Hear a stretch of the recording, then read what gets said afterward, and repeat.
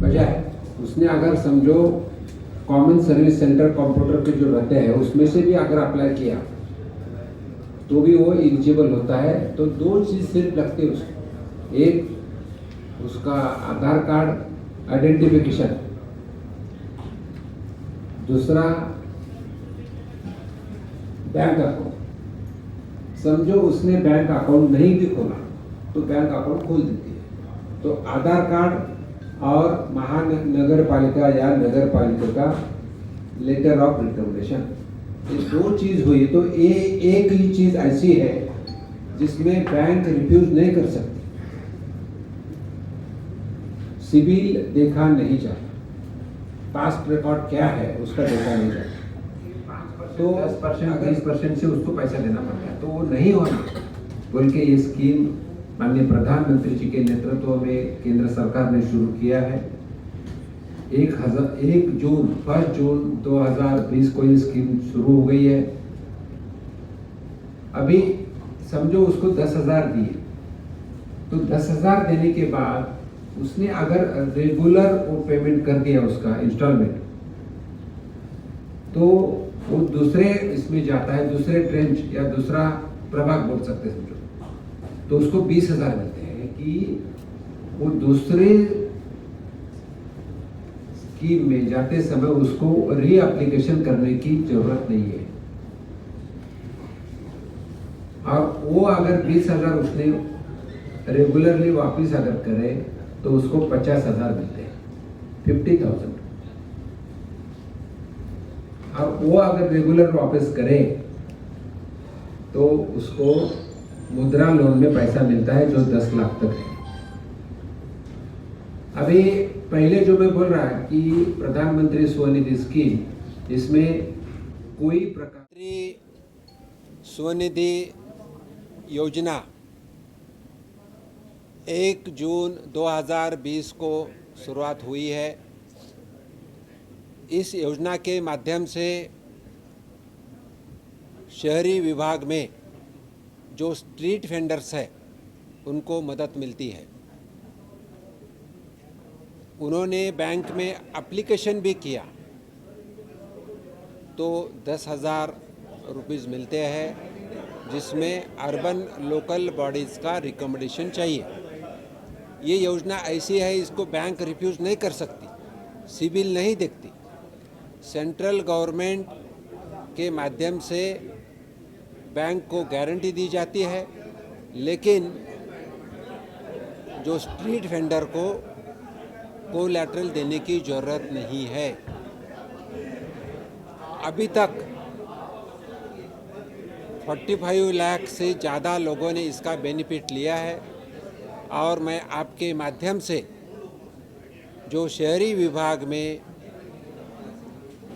Street vendors है, काम करते हैं, उनको विनती करता हूं कि ज़्यादा से ज़्यादा लोगों ने इसका बेनिफिट लेना चाहिए। इसी में ऐसा कुछ नहीं है कि आप कितना दिन से शहर में रहते हैं या कितना दिन में शहर में काम करते हैं।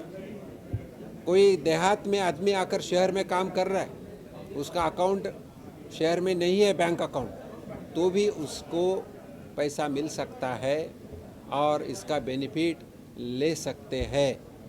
जो कोई समझो कोई किसान है, अपने खेत में सब्जी जो निकलती है इस खेत में से और शहर में लाते हैं, तो उसको भी इसका बेनिफिट मिल सकता है।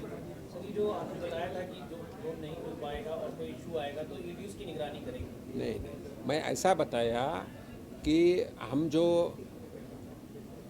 हर जोन की मीटिंग ले रहे हैं, तो उसमें बैंक के executive directors, municipal commissioners, state के मिशन डायरेक्टर और अर्बन लोकल बॉडीज़ के अधिकारी हैं। तो लोन लेने में या देने में कुछ तकलीफ है तो हमारे बैंक के सीनियर ऑफिसर्स, एग्जीक्यूटिव डायरेक्टर्स वहाँ ब्रांचेस को इन्फॉर्म करते हैं। लेकिन ऑलरेडी सबके पास इंफॉर्मेशन जा चुकी है और सबको लोन मिल रहा है। पहले कुछ दिन पहले अगर भारत देश में देखें तो 2,000 एप्लीकेशंस मंजूर होते थे, अभी 25,000 से भी ज़्यादा पर डे एप्लीकेशंस मंजूर हो रहे हैं और लोगों को पैसा मिल रहा है। 2000 एप्लीकेशन क्या मंथली अप्रूव होते थे कि डेली बात कर रहे हैं, डेली 2000 एप्लीकेशन थे, अभी 25,000 से भी ज़्यादा हो रहे हैं।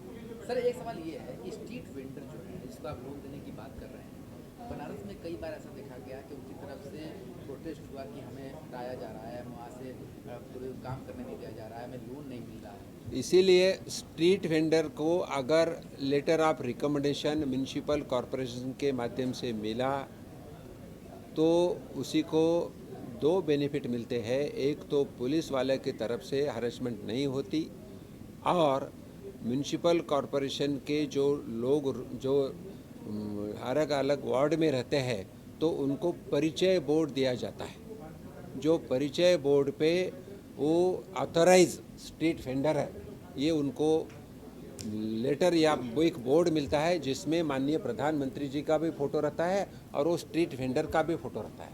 तो इसको एक परिचय मिल जाता है, उसको एक सम्मान मिलता है।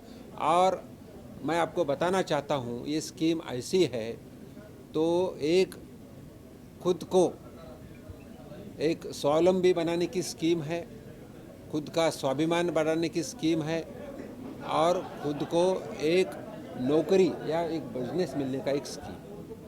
मंत्री जी, थर्ड इकोनॉमी बनाने की बात हुई वर्ल्ड में, तो क्या स्पेसिफिक प्रोसीजर्स आप लोग अपनाए हैं या क्या कुछ अचीव किसी सेक्टर अगर आप 15 अगस्त का माननीय प्रधानमंत्री जी का स्पीच सुने जो लाल किले से दिया था, तो उसी वक्त माननीय प्रधानमंत्री जी ने बताया है कि आने वाले तीसरे टर्म में, माननीय प्रधानमंत्री जी के तीसरे टर्म में हम तीसरी इकोनॉमी वर्ल्ड से बनाएंगे।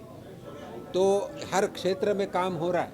अगर हमारा एक्सपोर्ट देखें तो एक्सपोर्ट बढ़ा है, अगर हमारे फॉरेन इन्वेस्टमेंट देखें वो भी बढ़ रही है, और उतना ही नहीं तो अलग अलग उद्योग क्षेत्र में भी काम हो रहा है।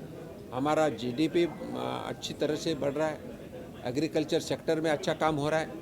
तो इसी में ऐसे लोग जो पुअर लोग हैं उनको भी मदद होना चाहिए, इसलिए हमारा ड्राइव है। तो हर विभाग में जाके हम मीटिंग ले रहे हैं और मुझे पूरा भरोसा है कि इन लोगों को भी, यानी प्रधानमंत्री स्वनिधि योजना में जो पुअर लोग हैं, पुअर स्ट्रीट वेंडर्स है, उनको भी अच्छी तरह से मदद मिलके इनको भी पॉवर्टी से हम ऊपर लाएंगे, मिडिल क्लास में लाएंगे। सर एक सवाल है कि इंश्योरेंस सेक्टर थी, आप बता रहे थे, आप देख रहे हैं मेडिकल इंश्योरेंस जो है उसकी बात कोविड के बाद से सबसे ज़्यादा हो रही है। लाइफ इंश्योरेंस सेक्टर कितना पीछे जा रहा है, क्या लेता है? अभी मैं पागल हो क्या तुम लोग?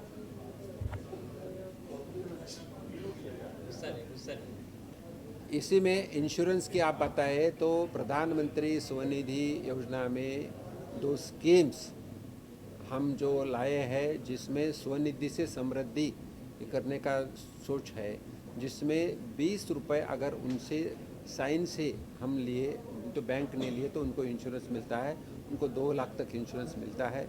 उसी वक्त प्रधानमंत्री जीवन ज्योति बीमा योजना जो 436 रुपीज़ का भी इंश्योरेंस कराया जाता है, जिसके माध्यम से 2 लाख का इंश्योरेंस है। तो इस सब अलग अलग स्कीम्स उनको अटैच करें। चलो, धन्यवाद।